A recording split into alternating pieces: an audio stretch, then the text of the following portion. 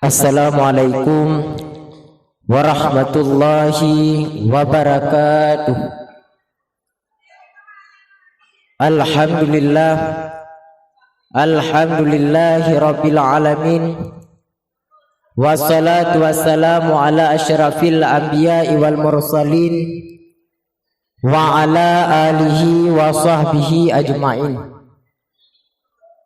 Segala puji dan syukur kehadiran Allah Subhanahu wa ta'ala. Dialah Allah Subhanahu wa ta'ala yang besar dari segala sesuatu yang besar. Yang besar selain Allah kecil. Dialah Allah Subhanahu wa ta'ala, raja di atas para raja. Yang raja Allah hamba. Dialah Allah Subhanahu wa ta'ala yang berkuasa selama-lamanya.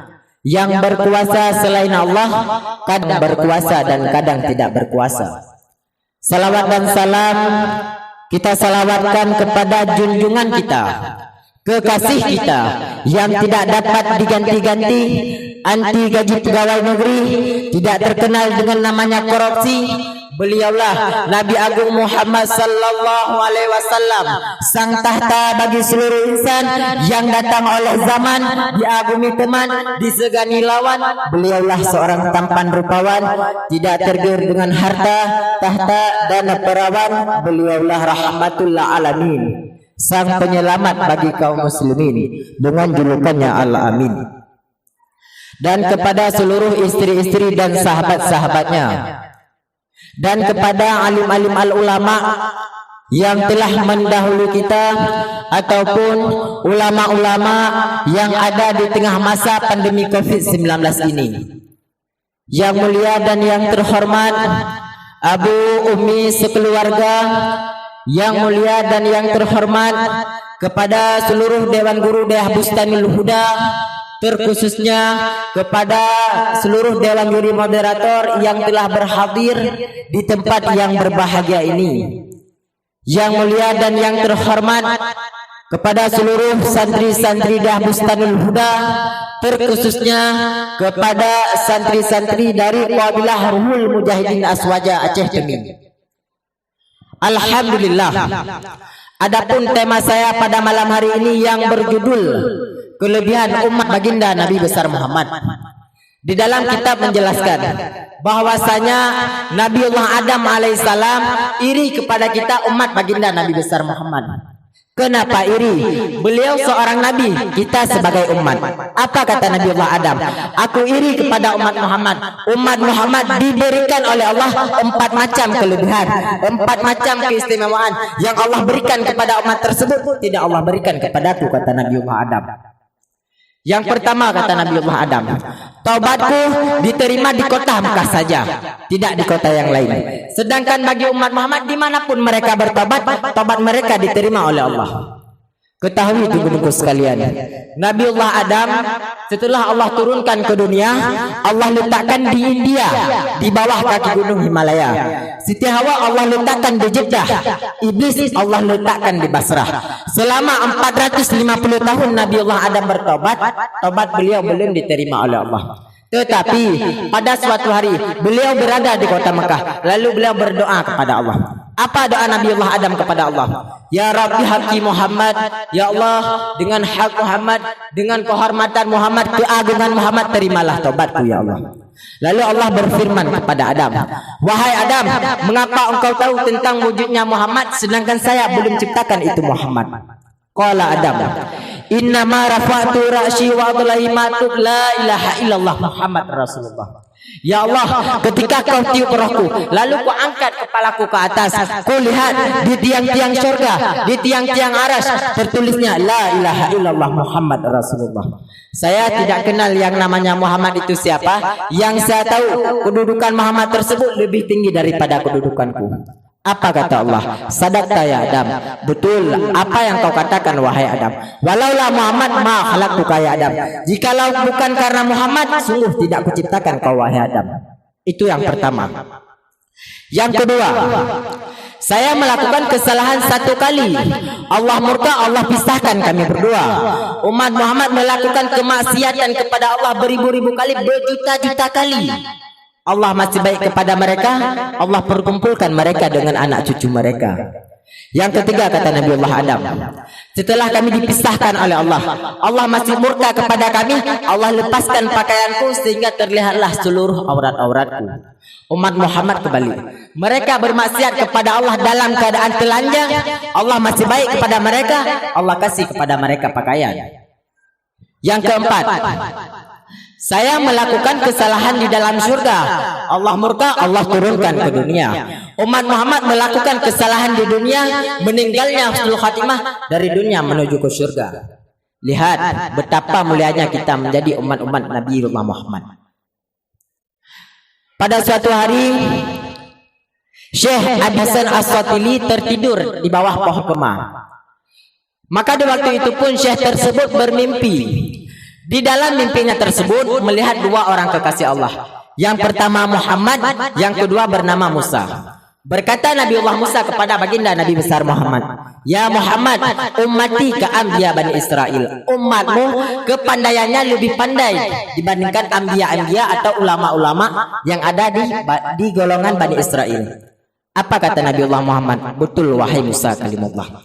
Maka di waktu itu pun Nabi Allah Muhammad memanggil Al-Imam Ghazali, Al-Imam tasawuf kita. Berkata Nabi Allah Musa kepada imam tersebut, "Wahai imam, siapakah nama antum? Siapakah nama anda wahai imam?" Maka di waktu itu pun Al-Imam Ghazali meminta izin kepada baginda Nabi besar Muhammad untuk menjawab kalamnya Nabi Allah Musa. Diizinkan oleh baginda Nabi besar Muhammad.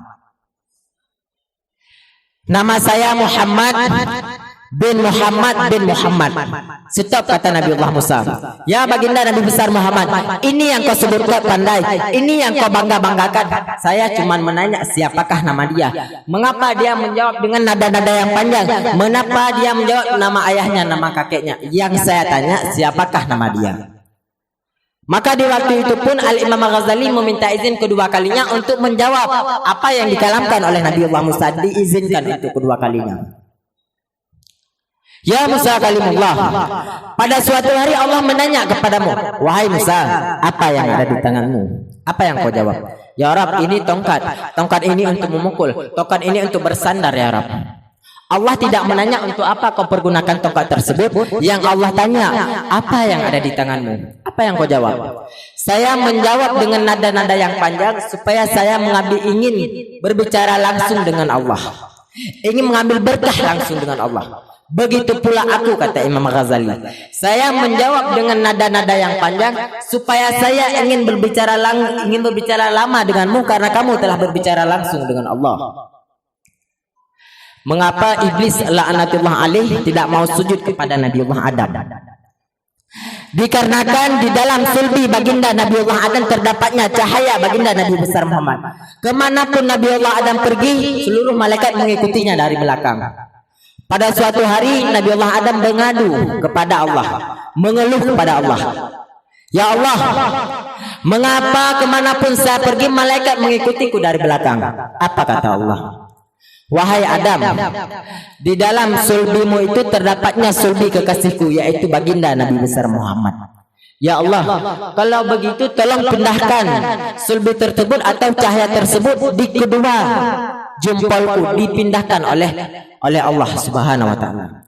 Maka di waktu itu pun Nabi Allah Adam terkagum-kagum melihat cahayanya baginda Nabi besar Muhammad, sehingga beliau berkata, "Marhaban bi habibi wa qurrata aini." Ditiup, dioleskan pada kedua telapak matanya. Allah menyelamatkan Nabi Allah Nuh ketika kobaran banjir yang sangat besar. Karena apa? Di dalam sulbi baginda Nabi Allah Nuh terdapatnya cahaya baginda Nabi besar Muhammad. Allah menyelamatkan Nabi Allah Ismail ketika hendak disembelih oleh ayahnya sendiri.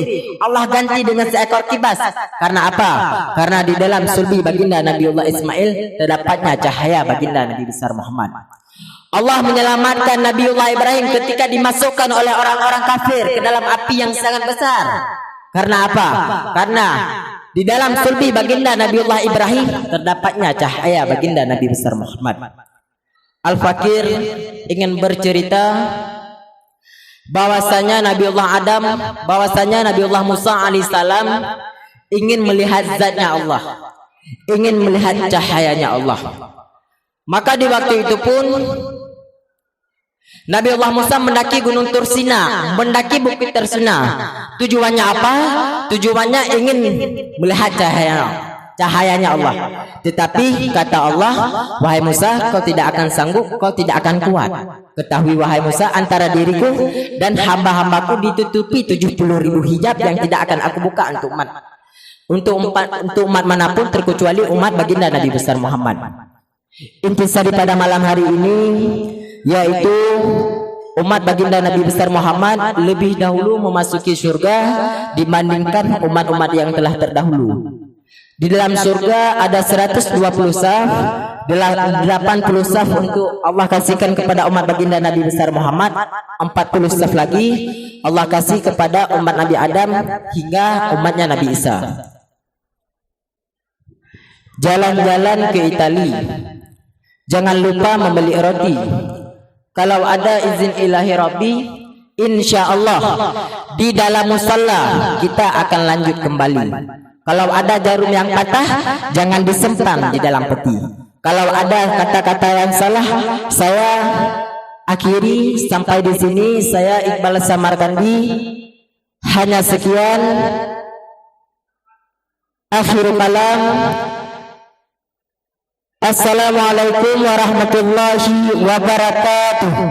Waalaikumsalam warahmatullahi wabarakatuh. لنا والحق لنا والعدل لنا وكل لنا يا رسول الله سلام عليك يا رفيع الشام